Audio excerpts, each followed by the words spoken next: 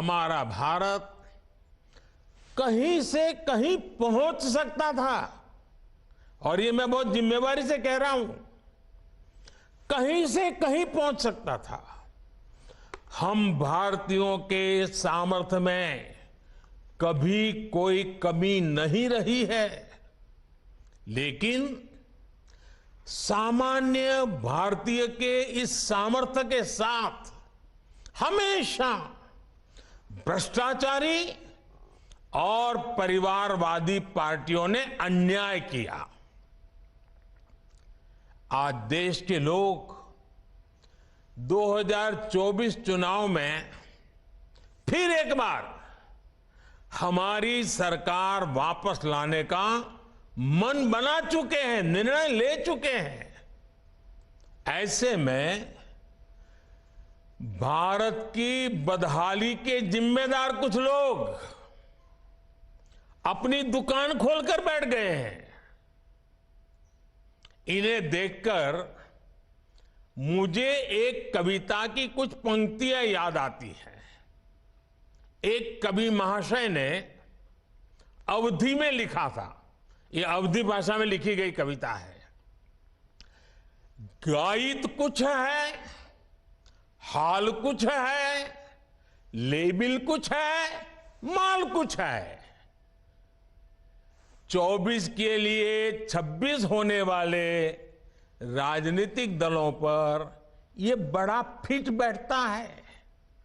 गायित कुछ है, हाल कुछ है, लेबिल कुछ है और माल कुछ है। यानी गाना कोई और गाया जा रहा है, जबकि सच्चाई कुछ और है। लेबल किसी और का लगाया गया है, जबकि प्रोडक्ट कुछ और ही है। इनकी दुकान की यही सच्चाई है। इनकी दुकान पर दो चीजों की गारंटी मिलती है। एक तो ये अपनी दुकान पर जातिवाद का जहर बेचते हैं, और दूसरा ये लोग असीमित भ्रष्टाचार करते हैं। आजकल ये लोग बेंगलुरु में जुटे हैं। एक जमाने में एक गाना बहुत मशहूर था, मुझे तो पूरा याद नहीं है, लेकिन मुझे याद आ रहा है। एक चेहरे पर कई चेहरे लगा लेते हैं लोग, एक चेहरे पर कई चेहरे लगा लेते हैं लोग। आप देखिए ये लोग कितने चेहरे लगाकर बैठे हैं। जब ये लोग कैमरे के सामने एक फ्रेम में आ जाते हैं तो पहला विचार देश के सामने क्या आता है? पहला विचार देश के लोगों के मन में यही आता है, पूरा फ्रेम देख करके देशवासी यही बोल उठता है, लाखों करोड़ों रुपए का भ्रष्टाचार। इसलिए देश की जनता कह रही है कि ये तो कट्टर भ्रष्टाचारी सम्मेलन हो रहा है, कट्टर भ्रष्टाचारी सम्मेलन हो रहा है। ये लोग गा कुछ और रहे हैं, हाल कुछ और है, इन्होंने लेबल कुछ और लगाया हुआ है, माल कुछ और है। इनका प्रोडक्ट है 20 लाख करोड़ रुपए के घोटाले की गारंटी। 20 लाख करोड़ रुपए के घोटाले की गारंटी। साथियों, इस बैठक की एक और खास बात है, अगर कोई करोड़ों के घोटाले में जमानत पर है तो उसे बहुत सम्मान की नजर से देखा जाता है। अगर पूरा का पूरा परिवार ही जमानत पर है तो उसकी और ज्यादा खातिरदारी होती है। अगर किसी दल का कोई वर्तमान मंत्री भ्रष्टाचार के मामले में जेल जाता है तो उसे एक्स्ट्रा नंबर देकर स्पेशल इनवाइटी बुलाकर बुलाया जाता है। अगर कोई किसी समाज का अपमान करता है, अदालत से सजा पाता है, तो उसकी बड़ी आवाभगत होती है। अगर कोई अदालत से करोड़ों के घोटाले में दोषी पाया गया है तो इस बैठक में शामिल होने की उसकी क्वालिफिकेशन और बढ़ जाती है। बल्कि ये लोग तो उससे मार्गदर्शन मांगते हैं। भ्रष्टाचार को लेकर इनमें बड़ी आत्मीयता है, बड़ा प्रेम है। इसलिए 20 लाख करोड़ रुपए के भ्रष्टाचार की गारंटी देने वाले ये लोग बड़े प्रेम से, बड़ी आत्मीयता से आपस में मिल रहे हैं।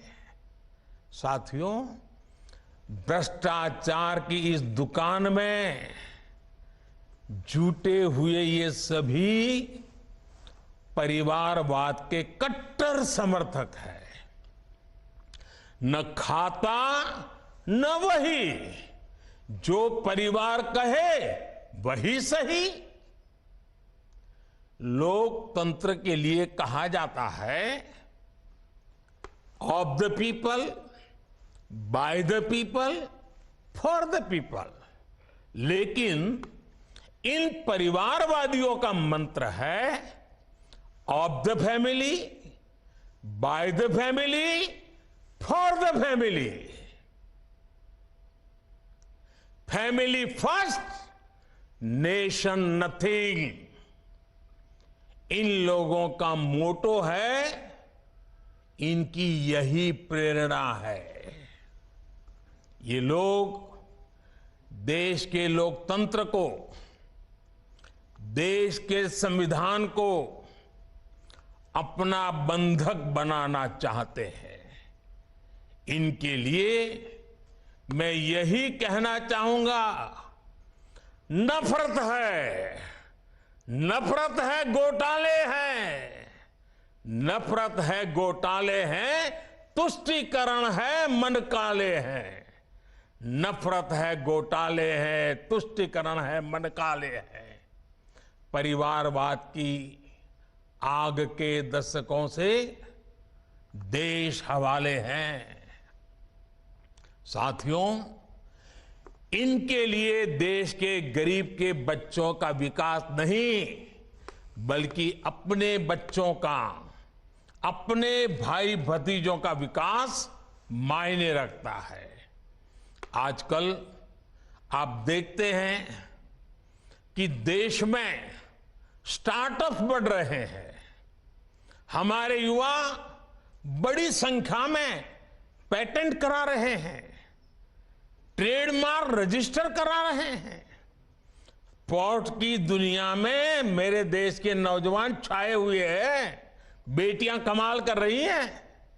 ये युवा शक्ति हमारे देश में पहले भी थी, लेकिन इन परिवारवादी पार्टियों ने कभी देश के सामान्य युवा की शक्ति के साथ न्याय नहीं किया।